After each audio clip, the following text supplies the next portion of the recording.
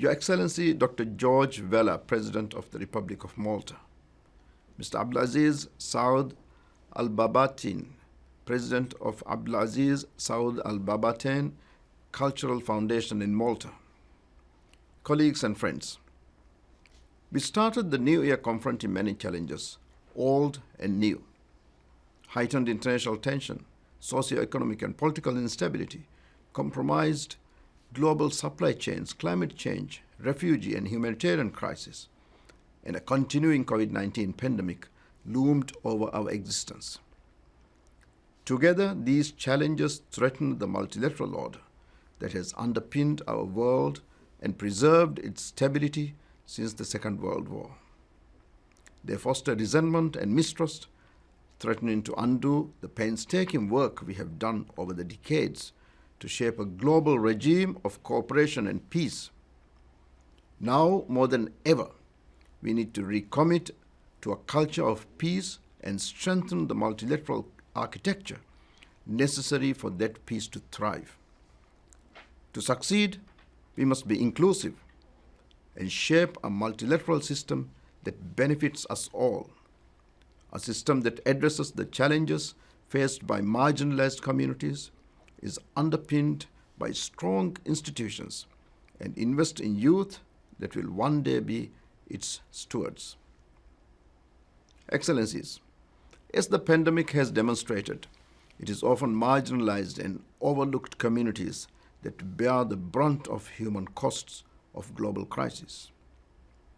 The pandemic has also compounded the many indignities they were already enduring: poverty, exclusion, discrimination, inequality, and human rights violations. These indignities fuel resentment and potential strife. That is why the United Nations must work alongside all stakeholders, including local actors and civil society, to identify and address the challenges faced by the Global South, in particular LDCs, LLDCs, and the SIDS. We must mobilize to meet the 2030 Agenda for Sustainable Development on time and in an inclusive and holistic manner. That is how we will ensure that global recovery benefits everyone and alleviates the socio-economic conditions that gives rise to collective anxiety and conflict. Under no circumstance should the post-pandemic future see a portion of the world better off and another portion worse off than they were before all of this started. This will never lead to a positive outcome. Excellencies, to cultivate and maintain a culture of peace, we need individuals, communities, and governments to proactively pursue it through a strategic process that builds the right circumstances for it to thrive. Building a culture of peace is an active process. It involves bottom-up approaches aimed at preventing, reducing, transforming, and assisting people to recover from all forms of violence. At this critical point in history, it is vital that we strengthen conflict prevention mechanisms.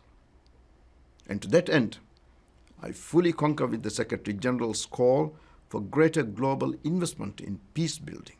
The global community now recognizes the invaluable role of peace building in helping countries to uphold peace of their own accord through strengthening their institutions and governance. In line with the twin resolutions of the 2020 peace-building architecture, I look forward to convening a high-level meeting of the General Assembly to advance, explore, and consider options for adequate, predictable, and sustained peace-building financing. I also concur with the Secretary General's view that we must facilitate greater youth engagement and invest in the young leaders who will one day take our place. Through supporting education that instills the values of international cooperation in our youth, and by providing them avenues to shape global affairs, we will secure the continued future of global multilateralism. It was in this spirit that I launched a youth fellowship program for young diplomats from underrepresented countries. Through the fellowship, these diplomats will work in my office and gain valuable insight into the functioning of the United Nations.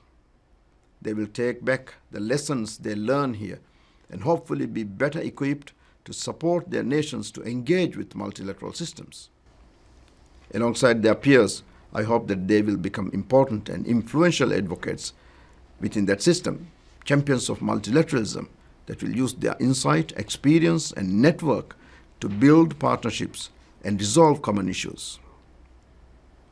Excellencies, throughout my tenure as the President of the General Assembly and beyond, I will continue to be guided by the knowledge that global peace and multilateralism are deeply linked. I draw upon the conviction as I call on the international community to cherish cooperation and strengthen bonds of friendship. Together, let us march forward, meet the challenges of our times, and secure a just and lasting peace. I thank you.